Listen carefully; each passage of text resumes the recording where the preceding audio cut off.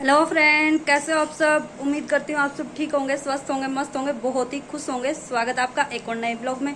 तो जी चलिए दिखाते हैं आज आपको क्या क्या करते हैं। तो चलिए, ये देखिए, ये दिनचर्या हो गई है मेरी स्टार्ट। काम वाम तो मेरा हो गया था, तो अब मैं जो है ये सूट तो मैंने कटिंग करके रख लिया है। और इसके बाद फिर मैं एक दूसरा सूट है वो आज फिर सिलने के लिए आया था, वो और दिखाती हूँ मैं आपको।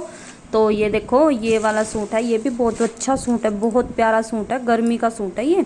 और ये इसकी देखो सूती, बिल्कुल प्योर सूती में है ये इसकी सलवार है। और मैंने गिट्टी भी मिला के रख ली है, देख ली थी मैंने, ताकि जो है देख सकती हूँ मैं कि बाहर से मंगवानी है या फिर मेरे डब्बे में ही मिल जाएगी। तो ये देखो, मैं इसका डिज़ाइन दिखाती हूँ आपको। बहुत प्यारा सूट है। बस इस पर ना वैसे तो कुछ खास नहीं है, ऐसे इस पर जो है प्रिंटेड है ये सूट, ये प्रिंट बना हुआ है लहरिए से। ये आजकल बहुत ज़्यादा ट्रेंड में है। और ये वाली पट्टी है, बस इसकी गले पर आएगी ये वाली पट्टी। और मतलब कहीं भी ऐसा कोई डिज़ाइन नहीं है। ये जो लैस लगी हुई है ना, ऐसी लैस वो बता रही थी कि चुन्नी पर भी लगी हुई है। तो ये देखो सलवार है इसकी। उसके बाद फिर मैंने वो जो कटिंग करके रख लिया था वो वाला सूट सिलना स्टार्ट किया। और उसका जो है पहले तो मैं सलवार बना लूँगी, कली पार्ट मैंने जोड़ लिए हैं। और मैं आपको पोंचे का डिज़ाइन दिखाती हूँ। वैसे सिंपल ही बनाया है।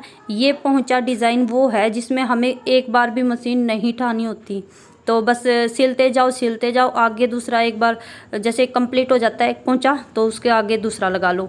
मतलब कहीं भी हमने सिलाई उठानी नहीं है।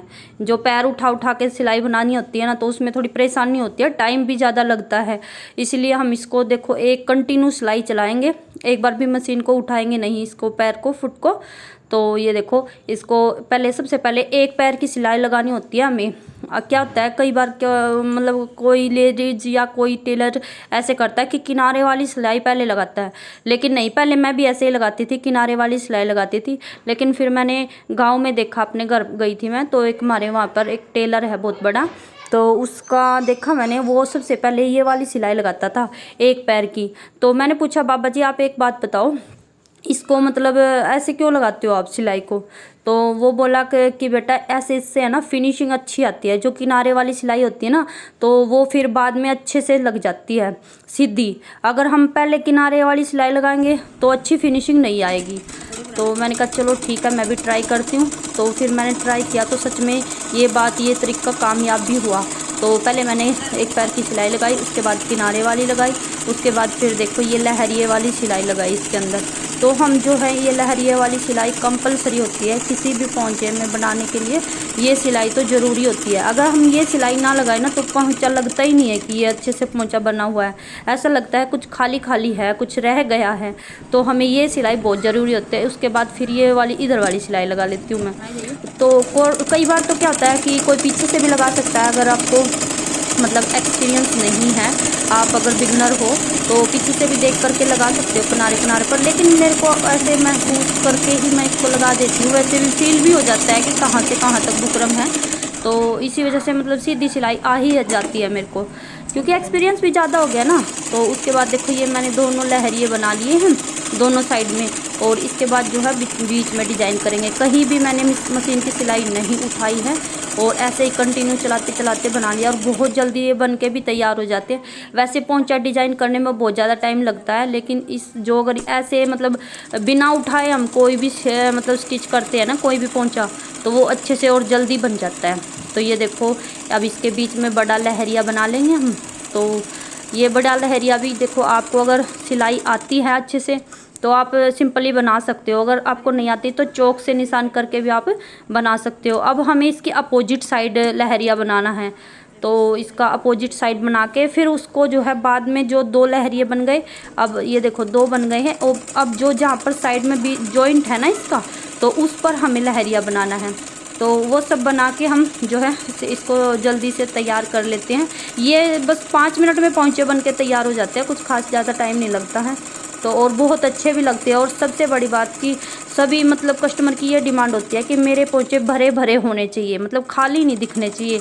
वैसे तो डिज़ाइन बहुत सारे होते हैं, लेकिन जो है इस पोंचे में ना भरा भरा डिज़ाइन लगता है, खाली नहीं दिखता कि किधर से भी, मतलब बिल्कुल भी खाली दिखता ही नहीं है। ये अच्छे से मतलब फिनिशिंग भी आती है और भरा भरा भी लगता है। तो सभी मतलब कस्टमर यही डिमांड करते हैं कि भाई मेरा पोंचा भरा भरा होना चाहिए। ये देखो इसका डिज़ाइन आप देख सकते हो, शायद वीडियो में अच्छे से नहीं दिख रहा। ये देखो बिल्कुल भरा भरा डिज़ाइन बना है और कहीं हमें सिलाई उठाने की ज़रूरत नहीं पड़ी। आपको कैसा लगा कमेंट में ज़रूर बताना। उसके बाद फिर मैं इसकी कुर्ती स्टिच की, तो इस पर मैंने ना पॉकेट लगानी थी कुर्ती में। तो सलवार में वैसे तो वो पहले सलवार में ही लगाती थी पॉकेट, तो फिर मैंने उसको बोला भाई आप सलवार में लगाते हो तो आप ऐसा करो ना कुर्ते में पॉकेट लगवाओ, आपको लगवाना है, पैसे वैसे डालने हैं या फ़ोन भी डालना है, जो भी कुछ डालना है। तो ये देखो मैंने ना इसकी पॉकेट बना के तैयार कर दी है। पहले तो मैंने इसकी पॉकेट ही तैयार किया, उसके बाद फिर मैं इसकी और सिलाई करूँगी। सबसे पहले तो पॉकेट ही तैयार होती है।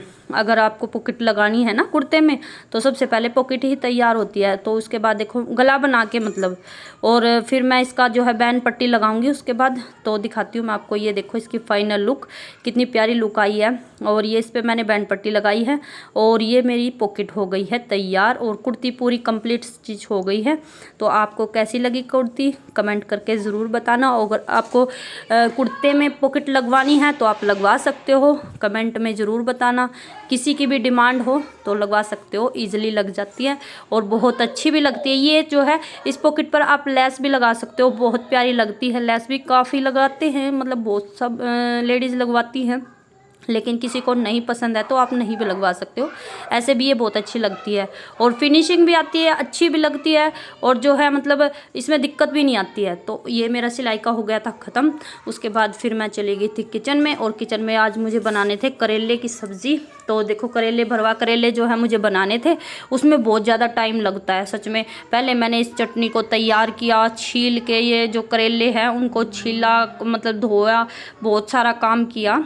तो ये सब तो खैर मेरी सासू माँ ने कर दिया था थोड़ा बहुत।